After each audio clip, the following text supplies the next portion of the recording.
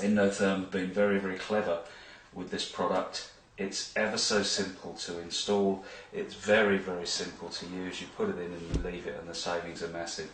So we're going to talk about putting it in. I've already taken the top off, so I'll put that out of the way for a moment.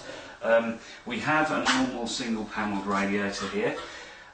There are two types of central heating essentially.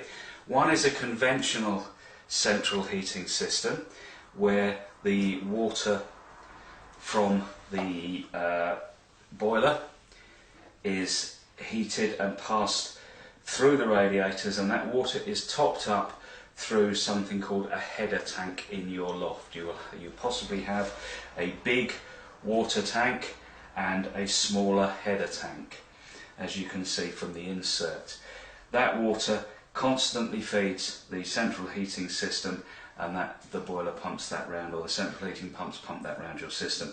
The second is on a combination boiler, which heats the water on demand, and the boiler pumps the water round the system. With either system, with a conventional system, one would normally drain the central heating system down by fitting a hose pipe, which you'll see, to the drain plug at the lock shield end of the system. And you would drain the system down, put the EndoTherm into your header tank, and that would flush it around the system. But we're going to show you a way today that will allow you to do that, whether you've got a conventional system or a combination system. And we're simply going to empty some water out of the radiator so that we can put some EndoTherm in the actual radiator, or if you have a towel rail, that might be easier for you. And that's a dead easy way of getting it in. So the very first thing to do is to make absolutely sure your boiler is turned off. That's important. So once the boiler's turned off, we'll make sure all of our valves are shut. If you are in any doubt about closing the valves and how the valves work, please look at our videos on YouTube and on DIY Doctor about how radiator valves work. Sometimes the thermostatic valve here has a frost setting. It doesn't detect the temperature of the radiator water, it detects the temperature of the room. So if your room is calling for more heat, this valve can open, and if your radiator's off, flooding can occur. So please double check. If you're unsure, please go and see our videos. So the first thing to do is to make sure that these are off, and this particular this valve does go down to 0, so I know that that's off.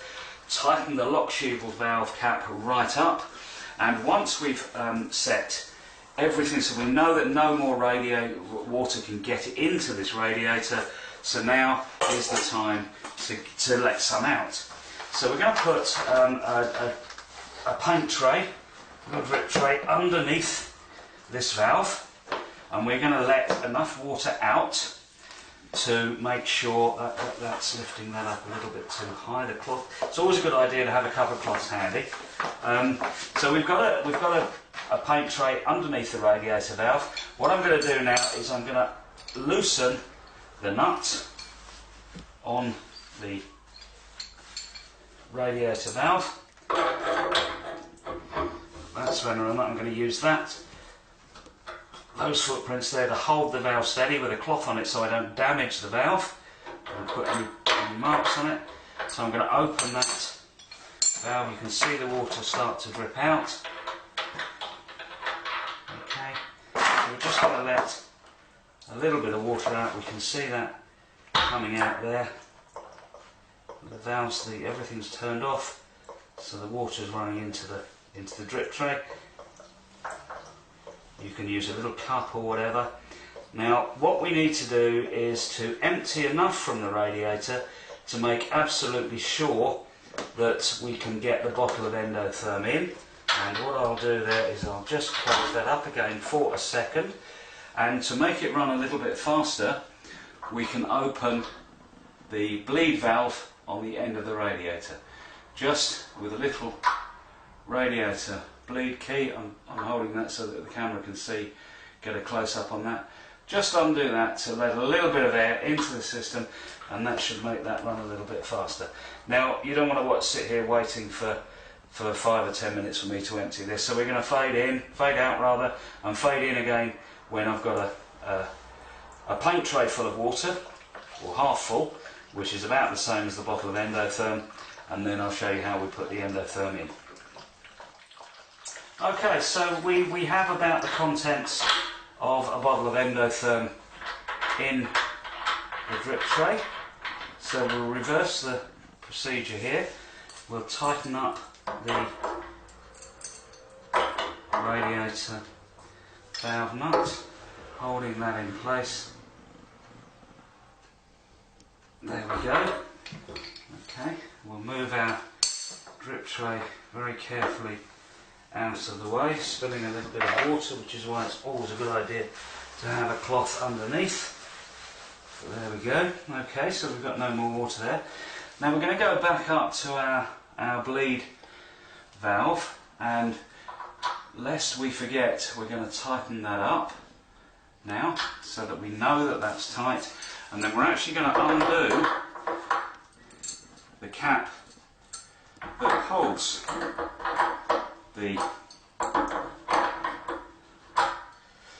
bleed nut. So we're going to take the radiator cap out completely, and EndoTherm have been very clever here, because when a plumber comes onto site to do this, he would have something like this that he's made up himself, a compression coupling with the nut missing, a 90-degree bend leading to a compression funnel. He would then fit the compression fitting into the end of the radiator. I won't do that all the way. Hold the funnel up and tip the EndoTherm into the radiator like that. EndoTherm realise, of course, that this apparatus isn't something that everybody's got indoors. So they've manufactured for you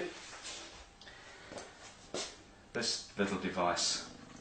This is just a little coupling which represents the compression coupling that you just saw, with a nozzle on the end of it that fits into the piece of hose that they send, and the cap that fits onto the top of the bottle.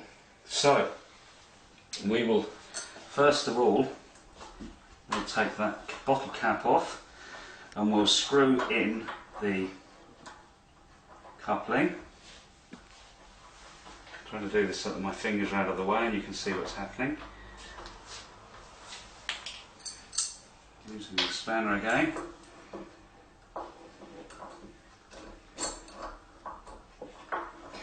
Tighten that up.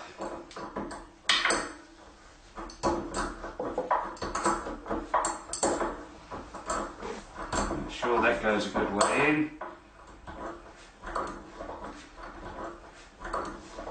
So having tightened the nut into the radiator, we then get our EndoTherm and replace the cap, the EndoTherm cap with the filler cap, and simply push the hose down, push that well into there, and tip that straight into the radiator.